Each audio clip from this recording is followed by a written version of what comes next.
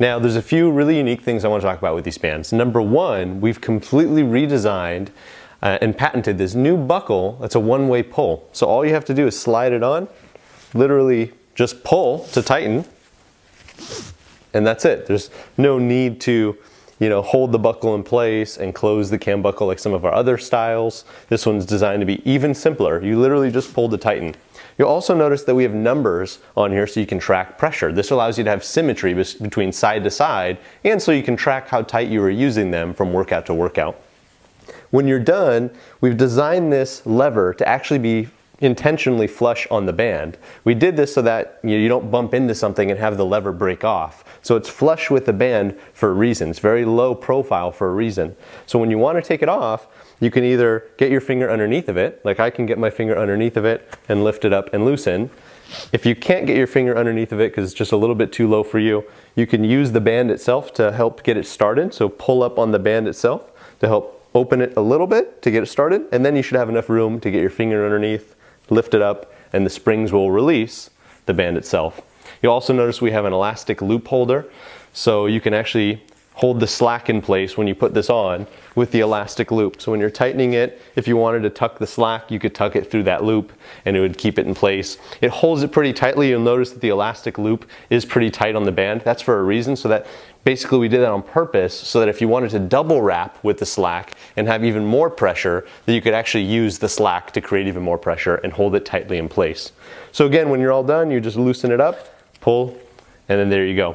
This is really cool because this now, ideally will help open up opportunities for you to start experimenting with other forms of BFR training. So in the past, I would recommend people just put on your BFR bands, wear them for the whole workout. But now you might want to experiment with doing drop sets with them because it's so quick and easy to take them on and off and get back to the same pressure you were at before. It's so quick and easy that you can now experiment with doing things like supersets and drop sets and kind of going back and forth between putting them on and removing them.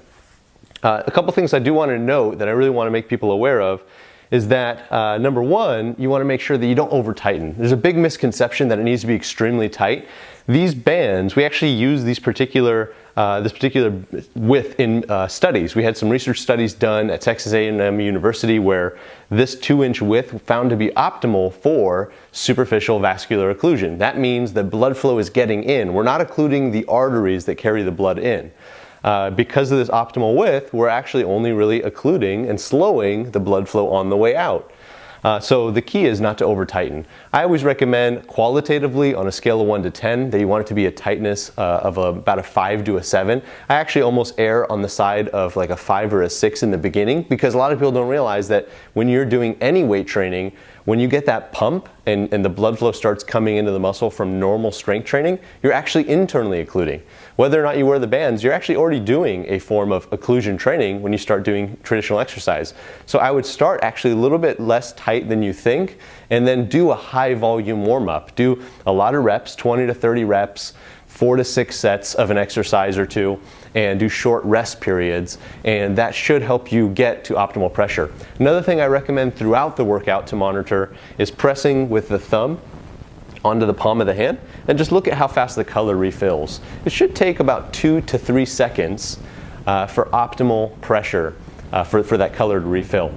If it's too tight, then it's going to take more than 3 seconds. If it's too loose, it's going to be less than 2 seconds. So just kind of monitor that throughout the whole workout. And of course, if you feel any numbness, tingling, pain, anything like that, remove the bands, loosen them. You don't want to be experiencing anything like that. That's not normal. Another thing I recommend is wearing them over clothing. You don't have to wear them directly on the skin. Although one thing I will mention, we designed these. This new buckle is actually designed specifically to be pinch free. It's almost impossible for you to pinch yourself with this new buckle design. We've beveled every aspect of it. There's really no way, even if you did wear it directly on the skin, to pinch yourself. So that's one really nice benefit of this new design. And it's a little bit slimmer too than some of the other buckles we've used in the past. You should be receiving also our BFR book. It's a quick start guide that includes a full workout program and has some FAQ in there to help answer even more questions that you might have. You should be receiving that via email. If you don't, please let us know by sending us an email, or if you buy your product on Amazon, just look up your order on Amazon, and in that Amazon messaging system, you should be able to reach out to us directly through there, and we'll send you a copy of your ebook through that system. Thanks again, and enjoy your new Pro X BFR bands.